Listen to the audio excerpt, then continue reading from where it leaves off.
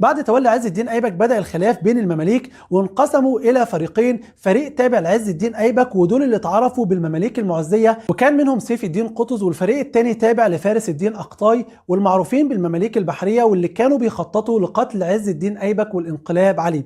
ولكن أيبك نجح انه يقتل قائد المماليك البحرية فارس الدين أقطاي ويشرد أتباعه وكان منهم الظاهر بيبرس، فهرب بيبرس للشام، ومن هنا اشتد العداء والكراهية بين المماليك البحرية والمماليك المعزية. وفي سنة 656 هجريا اجتاح المغول بغداد وأسقطوا الخلافة الإسلامية. في الوقت ده كان والي مصر عز الدين أيبك مات وتولى الحكم الفعلي من بعده سيف الدين قطز، وهنا بدأ قطز يلم شمل المماليك للاستفادة من قدراتهم العسكرية، فاستقدم بيبرس من الشام. وفي سنة 658 التقى المماليك بقيادة سيف الدين قطز وركن الدين بيبرس مع المغول في عين جالوت، اللي انتهت بانتصار ساحق لجيش المماليك على المغول بقيادة قائدهم كتبغى نويان.